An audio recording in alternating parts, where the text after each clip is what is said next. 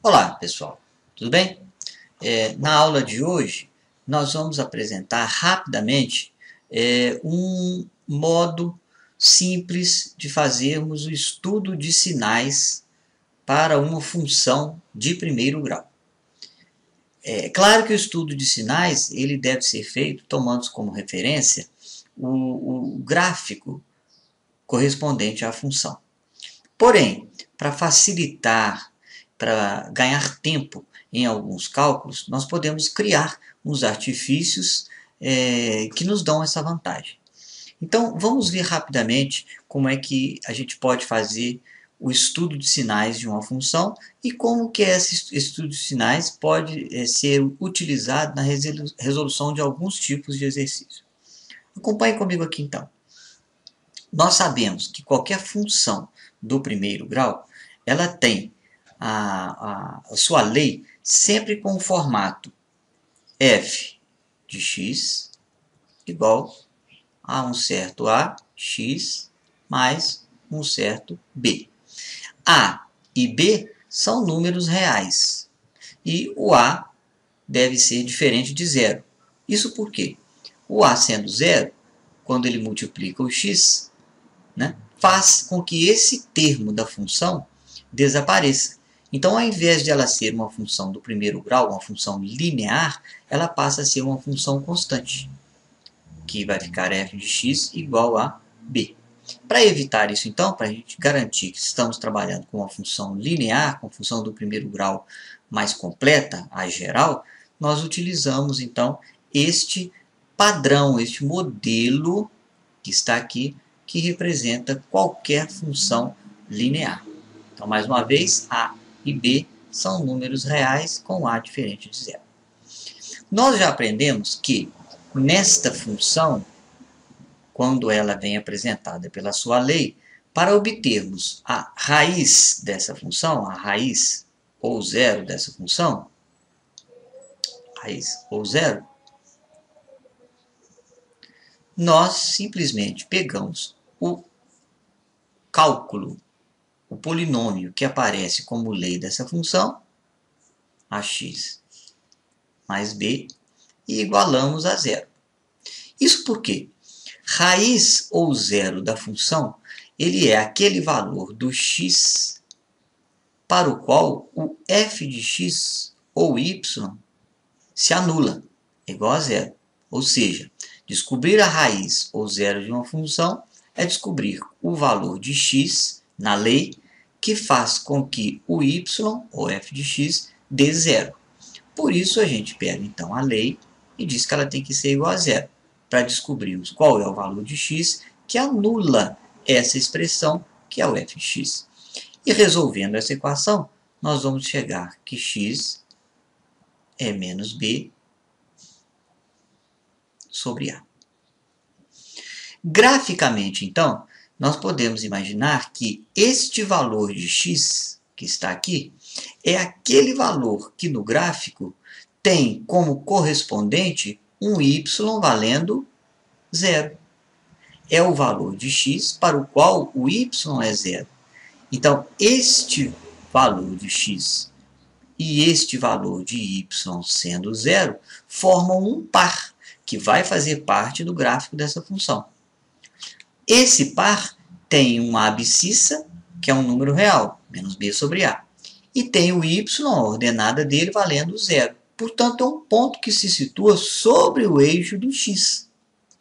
Isso quer dizer que, graficamente, vamos fazer um esboço aqui só para entender, no plano cartesiano,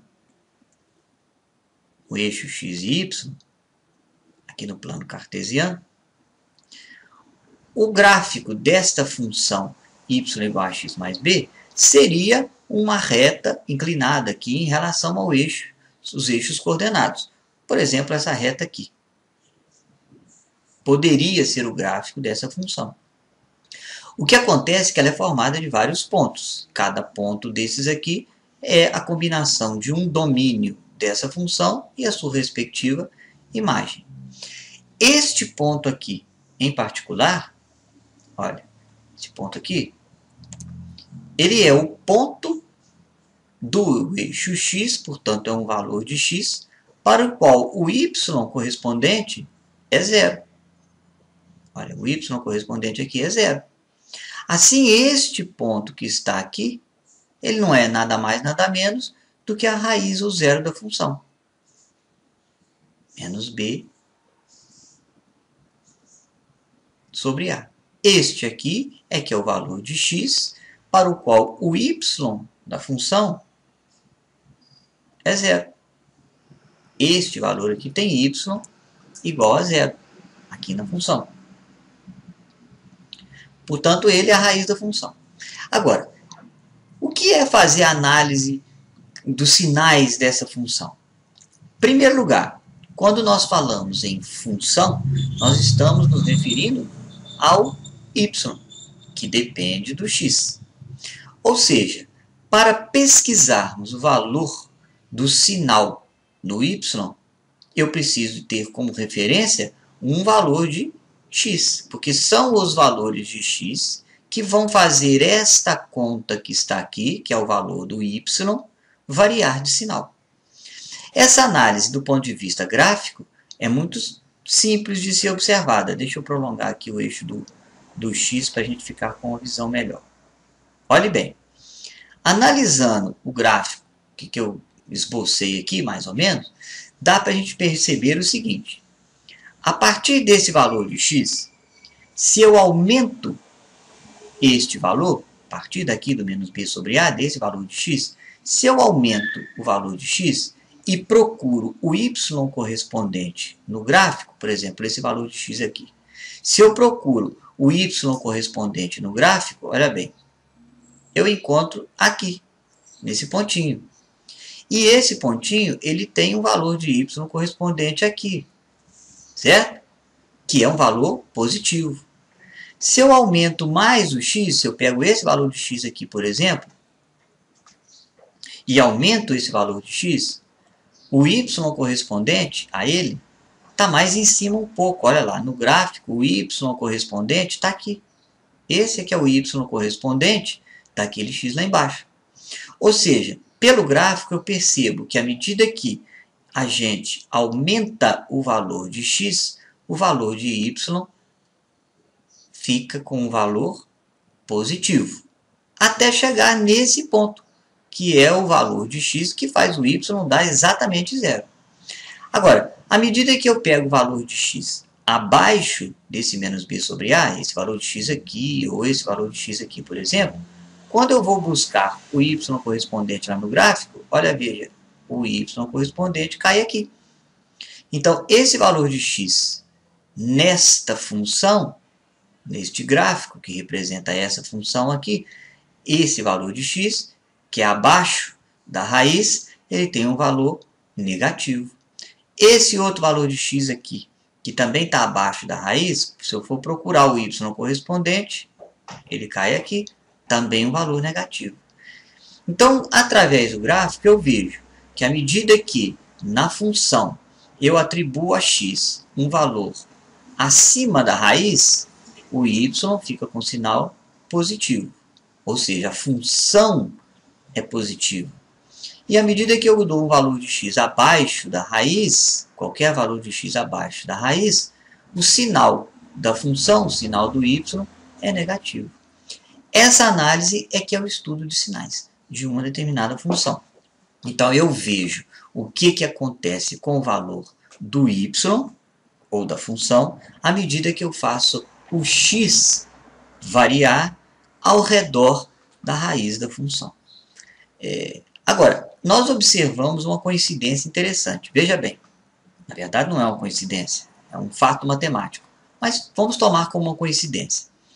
Neste caso aqui, vimos que quando a gente toma um valor de x acima, né, da raiz, o y, ou a função, fica com sinal positivo, que coincide com o sinal do coeficiente a, positivo.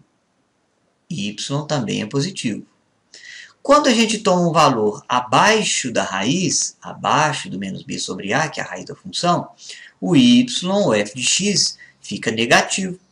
O sinal é contrário ao do coeficiente de x lá na lei. Isso acontece sempre que trabalhamos uma função do primeiro grau. Então, nós podemos condensar isso e transformar isso numa regrinha. Veja bem, vamos fazer um esqueminha aqui, imitando o eixo do x, e aqui um espaço. Nesse espaço, nós vamos registrar os sinais que f de x vai ter. Aqui dentro, os sinais que f de x vai ter. Na primeira linha desse quadrinho, eu vou escrever as raízes, ou a raiz desta função, localizada no eixo do x. Veja que isso aqui para mim está representando o eixo x. Então, em qualquer lugar dele aqui, eu coloco a raiz, que é menos b sobre a.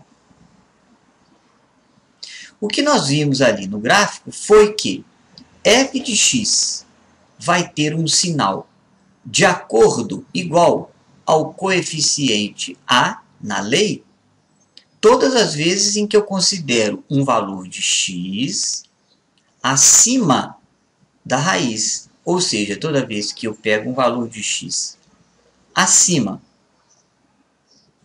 dessa raiz, f de x fica com o mesmo sinal de a. Ou seja, do coeficiente de x lá na lei. Quando a gente considera algum valor de x abaixo da raiz, então f de x, que é o y, vai ter um sinal contrário.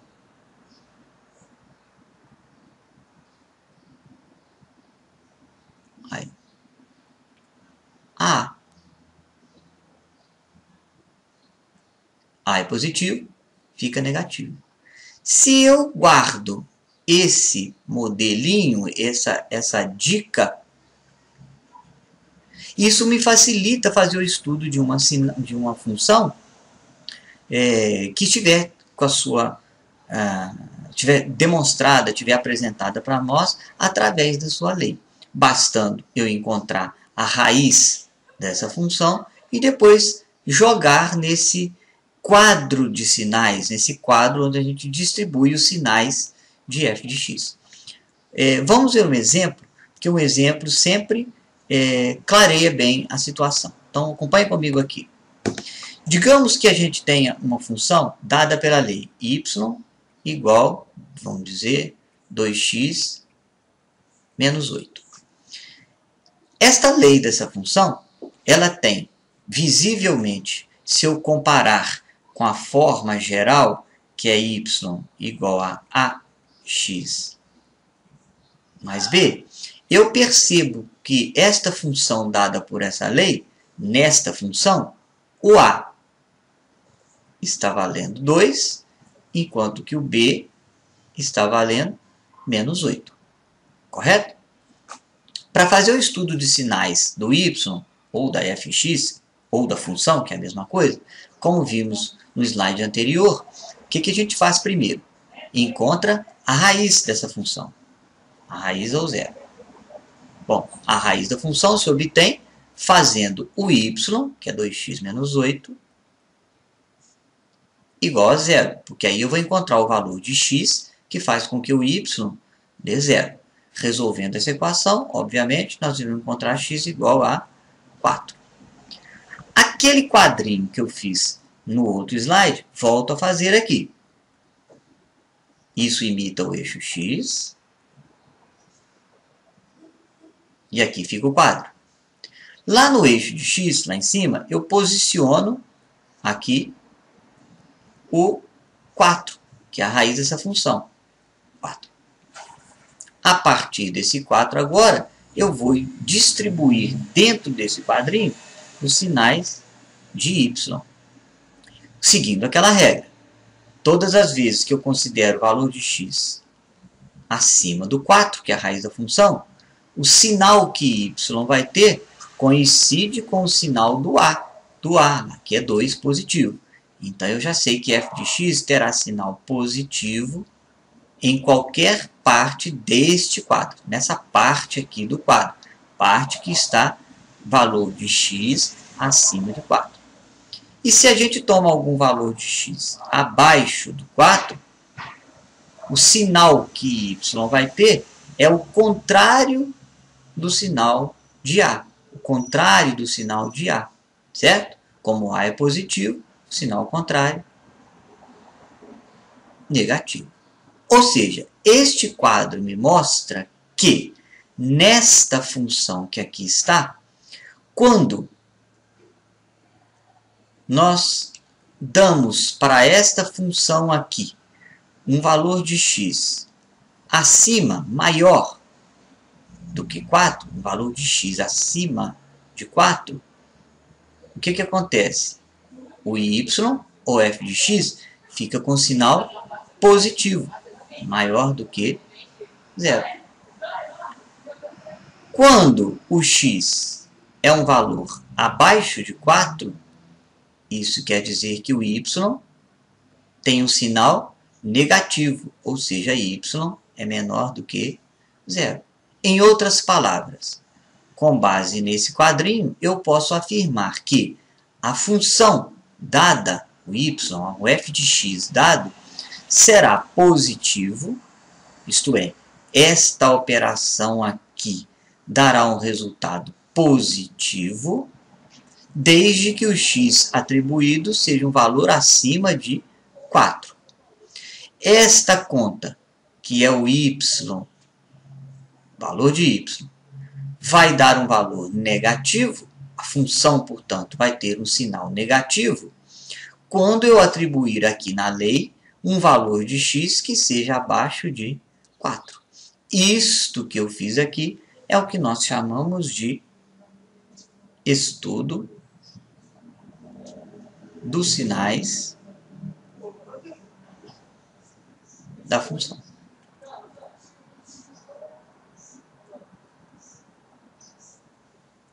Essa função, no caso, né? A função do exemplo, y igual a 2x menos 8. Claro que isso é um recurso, uma maneira visual, uma maneira mais curta da gente fazer o estudo de sinais. O correto mesmo, matematicamente, do ponto de vista matemático, é construirmos o gráfico da função e fazermos aquela análise como eu mostrei no vídeo anterior. Mas conforme o exercício, dependendo da situação, nós podemos ganhar um pouco mais de tempo fazendo o estudo de sinal, seguindo essa estrutura que eu acabei de dar. Espero que tenha dado para entender e até a próxima aula, então.